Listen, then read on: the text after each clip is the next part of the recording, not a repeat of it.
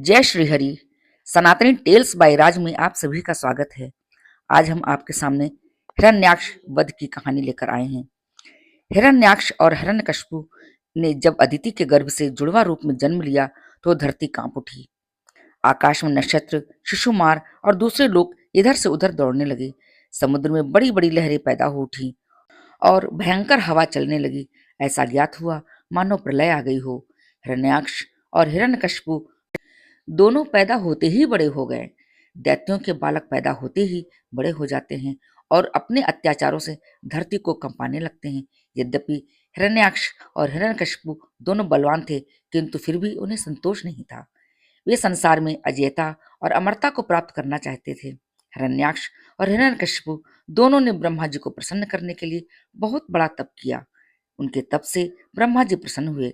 उन्होंने प्रकट होकर कहा, तुम्हारे तप से मैं प्रसन्न हूँ, वर मांगो, क्या चाहते हो? हिरण्याक्ष और हिरण्यकशिपु ने उत्तर दिया, प्रभु, हमें ऐसा वर दीजिए जिससे ना तो युद्ध में हमें कोई पराजित कर सके, ना हम कोई मार सके। ब्रह्मा जी तथास्तु कहकर अपने लोक में चले गए। ब्रह्मा जी से अजेयता और अमरता का वरदान पाकर हिरण्याक्ष उद्दंड और स्वेच्छाचारी बन गया।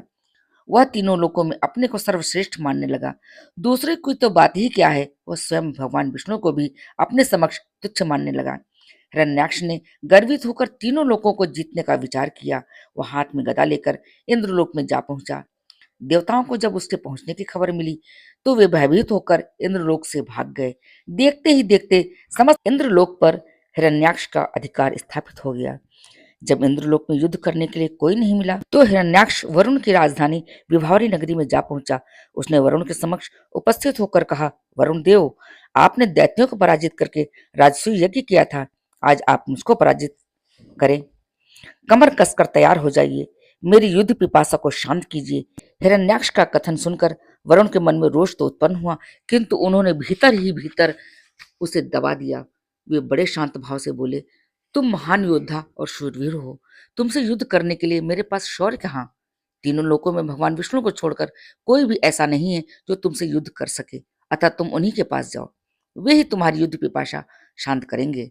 वरुण का कथन सुनकर हिरण्याक्ष भगवान विष्णु की खोज में समुद्र के नीचे रसातल में जा पहुंचा। रसातल में पहुंचकर उसने एक विस्मयजनक दृश्य देखा। उसने देखा, एक वराह अपने दांतों के ऊपर धरती को उठाए हुए चला जा रहा है। वह मन ही मन सोचने लगा, यह वराह कौन है? कोई भी साधारण वराह धरती को अपने दांतों के ऊपर नहीं उठा सकता। अवश्य वराह के रूप में भगवान विष्णु ही हैं, क्योंकि वे ही देवताओं के कल्याण के लिए माया का नाटक करते रहते हैं। हिरण्याक्ष वराह को लक्ष्य करके बोल उठा, तुम अवश्य ही भगवान विष्णु हो। धरती को रसातल से कहाँ लिए जा रहे हो? यह धरती तो दैत्यों के उपभोग की वस्तु है, इसे रख दो। तुम अनेक बार देवताओं के कल्याण के लिए दैत्यों को छल चुके हो, आज तुम मुझे नहीं छल सकोगे। आज मैं तुम्हारे पुराने वैर का बदला तुमसे चुका कर रहूंगा। यद्यपि हिरण्याक्ष ने अपनी कटु बाणी से गहरी चोट की थी, किंतु फिर भी भगवान विष्णु शांत ही रहे। उनके मन में रंच मात्र भी क्रोध पैदा नहीं हुआ। वे वराह के रूप में अपने दांतों पर धरती को लिए हुए आगे बढ़ते रहे। हिरण्याक्ष भगवान वराह के रूपी विष्णु के पीछे लग गया। वह कभी उन्हें निर्लज्ज कहता, कभी कायर कहता और कभी मायावी कहता, पर भगवान विष्णु केवल मुस्कुरा कर रह जाते। उन्होंने रसातल से बाहर निकलकर धरती को समुद्र के ऊपर स्थापित कर दिया। हिरण्याक्ष उनके पीछे लगा हुआ था, अपने वचन बाणों से उनके हृदय को वेध रहा था। भगवान विष्णु ने धरती को स्थापित करने के पश्चात हिरण्याक्ष की ओर ध्यान दिया। उन्होंने हिरण्याक्ष की ओर देखते हुए कहा, तुम तो बड़े बलवान हो। बलवान लोग कहते नहीं है, करके दिखाते हैं। तुम तो केवल प्रलाप कर रहे हो। मैं तुम्हारे सामने खड़ा हूं, तुम क्यों नहीं मुझ पर आक्रमण करते? बढ़ो आगे, मुझ पर आक्रमण करो। हिरण्याक्ष की रगों में बिजली दौड़ गई। वह हाथ में गदा लेकर भगवान विष्णु पर टूट पड़ा। भगवान के हाथों में कोई अस्त्र शस्त्र नहीं था। उन्होंने दूसरे ही क्षण हिरण्याक्ष के हाथ से गदा छीनकर दूर फेंक दिया। हिरण्याक्ष क्रोध से उन्मत्त हो उठा। वह हाथ में त्रिशूल लेकर भगवान विष्णु की ओर झपटा। भगवान ने शीघ्र ही सुदर्शन का आह्वान किया। चक्र उनके हाथों में आ गया। उन्होंने अपने चक्र से हिरण्याक्ष के त्रिशूल के टुकड़े टुकड़े कर दिए। हिरण्याक्ष अपनी माया का प्रयोग करने लगा।